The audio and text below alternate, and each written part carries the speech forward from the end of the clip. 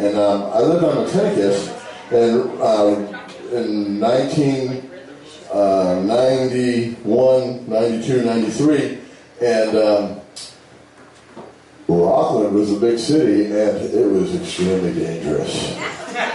Now, when I walk down the streets of Rockland, it seems like I'm the dangerous one, which is a real trip.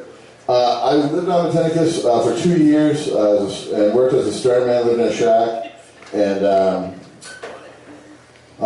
geez, I love the island so much. I love some of the people out there. They're really great, but for every angel, there is an asshole.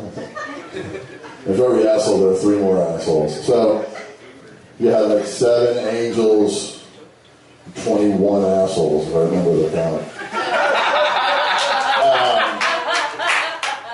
And so then I left Matinicus, and I got into Matinicus from the Coast Guard. I've been in the Coast Guard fighting the war on drugs, and winning that battle.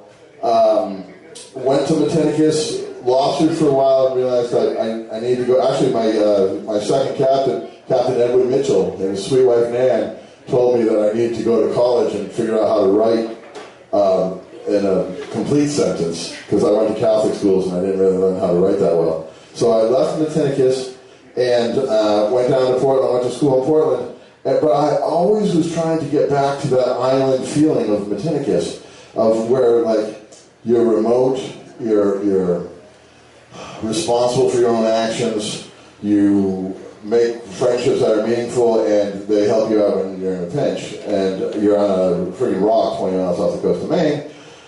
So after Matinicus Island, I went to a couple other Maine islands for each one. I went to Peaks Island, where my sweet wife is from. We lived out there for a couple of years. And let me tell you, Peaks Island is nothing like Matinicus, because the ferry goes 9 times a day to Peaks. When I was living at Matinicus, it went 9 times a year, so it was a little more connected. And then we moved back to Portland, and then we moved to another island, what we like to call in Maine island lore as a bridged island, which is an island connected to the mainland by a bridge. And I went all the way down east to Washington County on the border with Canada to Eastport, another island.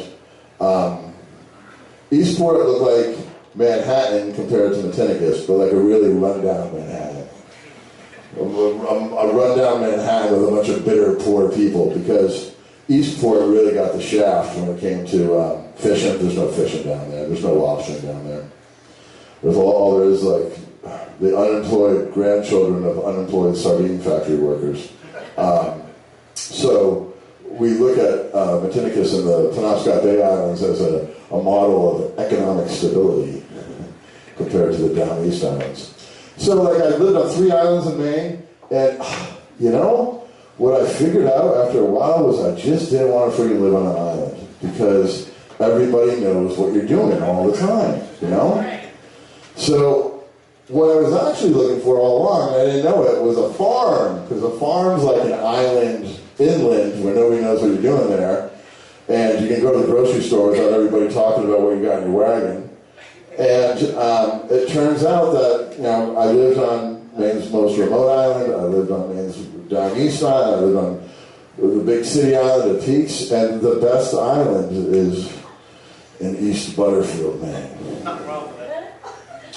I would also like to say that today's May Day. Today's also the ancient Celtic holiday of Beltane, which is the spring. It's when the Irish used to during this day, actually it was last night and today, they would bring their cattle to the summer feeding grounds. They bring them to the summer harvest, and then they would all have crazy sex afterwards. It was a fertility ritual. So they would bring the cows to the new pastures, the fresh green pastures, and then they would get it on. Well, when you live on an island 20 miles off the coast of Maine and there isn't any pastures, sometimes you run into not a cougar, but a lioness.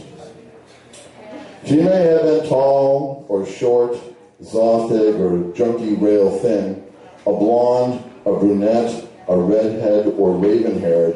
Doesn't matter, I'm not going to describe her other than to tell you that her skin was soft. And she was another man's wife. Uninvited, she climbed the stairs to the second floor of the fish house and walked right into my room. She introduced herself with a bottle of whiskey in one hand and a fat joint in the other. Didn't take long for her mission to become clear. She was there to have sex with me. I've been living on the island for 2 months, and my only pals were a half dozen other stern men. Married island women and their role as other men's wives seemed blurry and distant, and truthfully I hadn't noticed her before, but she certainly got my attention quick. For the next couple of weeks, we dallied in weird places at strange times of day. She was hungry and a little freaky, happy with action I aimed to please. And then one day her husband went to the mainland, according to her, to visit his girlfriend for the night. And we had the house to ourselves, and she was dressed by Fredericks of Hollywood. And after a long bath in scented water, she made love to me on satin sheets, which, in my opinion, were too slippery. Then she prepared a fine feast, a nice salad, lobster stew, steaks on the grill, steamed spinach, baked potatoes with sour cream, and sex for dessert.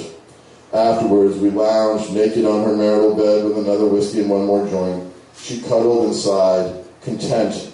By 9 p.m., my drink was gone. Time to leave. It was the middle of the night by my Matinicus clock. That was great, I said, trying to figure out how to extricate my arm and unwrap from her embrace without disturbing her comfort. But it's late, and I better get going. Don't be silly, she murmured, and I snuggled. You can sleep here. I told you, he's gone until tomorrow morning. I couldn't take that chance, of course. And besides, I'd never reached deep slumber there. My restless psyche would awake with every creaking board and whisper of wind. I knew the early return of her husband would be my certain death at his hands. It's one thing to sleep with a fellow's wife. It's another spending the night in his bed. I can't, I said. I can't. Perhaps a little too forcefully. I need to go. She pulled me closer. You have to stay, she said, slowly, stressing each word. I cooked you dinner. We made love twice. You can't leave. Clearly, she wasn't going to listen to my rationale. I sat up and swung my legs towards the floor. Her arms were still wrapped around my torso. Don't go, she said, releasing me only when I got on my feet. You better not, I'm warning you. I pulled on my boxers and jeans. If you leave, she said, her voice growing harder, we're never gonna have sex again. My silent answer was to button my shirt and sit on the foot of the bed and to don shoes and socks. Then I stood again, and she pointed at me, and her cheeks trembled, and her eyes went wide. We're through, she screamed. You son of a bitch! And she grabbed my empty whiskey glass from the nightstand and threw it at me, and I easily sidestepped and thud against the wall. Next came a flying book. I headed downstairs, and she followed, switching tactics, pleading, begging, promising. She made me bacon for breakfast. She'd get up early and cook before I went out to hall. Just don't leave, she sobbed. Please don't leave.